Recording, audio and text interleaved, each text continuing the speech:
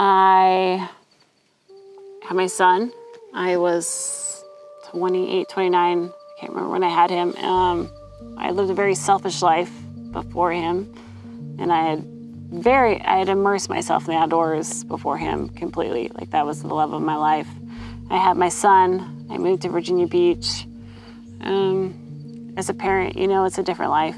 You're not selfish anymore. Your life now is taking care of somebody else, and I found myself, we lived in town, in the city, but I also found myself just like it's different. We have a different comfort in our generation than our past generations. When people say, I would never let my kid play on the phone, great, you didn't have that choice.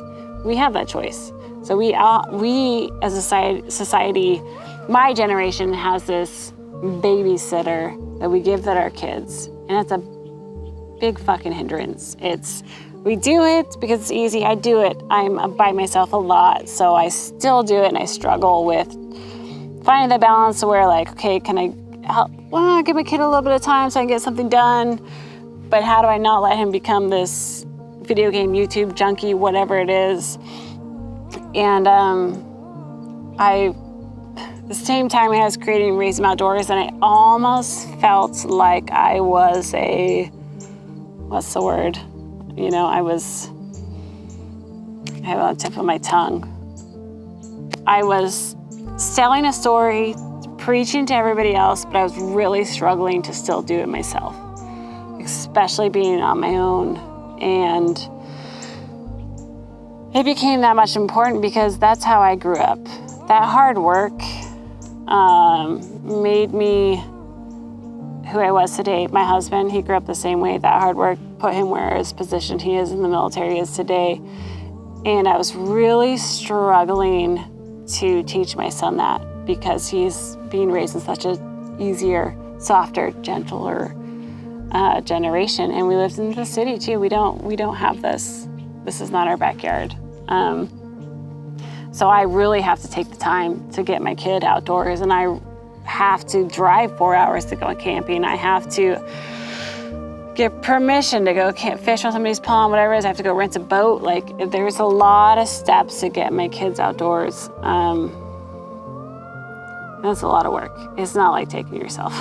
If anybody's a parent, it's a lot of work, and it's a lot easier to not do it. And we, I think, just don't do it as a society, and we're failing our children by not doing it. One of the reasons we started these camps, we were like, we want to get kids in the outdoors, but I knew where I was failing as a parent. Don't get mad at me, parents. I think we're all failing as a parent. And so we made a big point that our camps were going to be a complete family camp. Because your kid can go to a camp, there are plenty of outdoor camps. You look into it, you'll be surprised. Your kid can go to a camp, they can learn how to shoot a gun, they can learn how to shoot a bow, they can even go hunting for the whole week. You're gonna drop your kid off. You're gonna pick your kid up. Great, you got a week to yourself. I'm not saying we all don't need it. Trust me, I totally, really need a week to myself. But when your kid comes back from camp and he's like, I wanna go hunting, I wanna go fishing, like, I've really found like a true passion in this, like, and this is our life. Like, that's the best connection to our earth that you can possibly do, is getting into hunting and fishing and outdoors. Guess what? If you're not there to support them and you don't know anything about it, you're probably going to be intimidated to support them. You're not going to be motivated. Whatever it is, there is a barrier there that we weren't going to allow. So the parents have to come to camp. Not everybody has a parent, so you have a mentor. Your mentor is going to come to camp. Your grandparent, your aunt, your uncle, somebody's going to come to camp. And they're going to get to shoot with you. They're going to shoot archery with you. They're going to shoot bows with you. They're going to spend every single moment of the camp with you. They're going to camp with you. They're going to set up a tent with you. Do you know surprisingly how many families be like, I never camped with my kids. I don't even own a tent. We'll help you get a friggin' tent. And they love the experience that they get to have with their kid just outdoors. And it's not even necessarily shooting or learning about the hunting. It's just connecting with their kids with no cell phones, no tablets. If you're just out there connecting with your family in a way that you don't get that time inside your house because you're probably worrying about doing your dishes, doing your emails, whatever your startup company is, whatever's going on. You don't get that. You get to really separate for the weekend. And we hope that we make a big enough impact that when you leave here, it's important enough for you to carry it on after here. And we will fully support you in any way possible. Any way that comes to camp, we hope to support them. There's actually a study that was done somewhere in Anchorage. I can pull it up and send to you guys. But that study said you need 3 people to invest in you in your life as a child, 3 mentors. And you will have, it was like an 80% chance of success over somebody who has nobody that's really investing in them, or even 1 or 2. 3 people, 3 adults who invest in a child. And their success in life, and I'm talking about what, they don't have to go on to be hunters and fishing outdoorsmen, but just their success as positive people in the fucking world. 3 people. 3 people to invest in you. 3 adults to invest in you.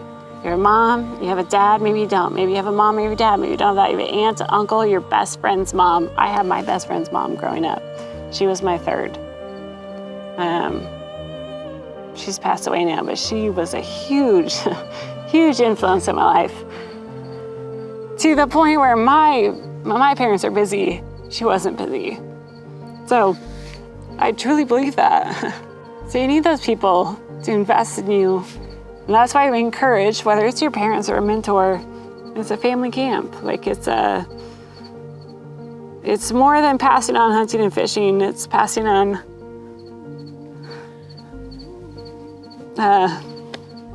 being involved in your kids' lives. This is easily the most positive,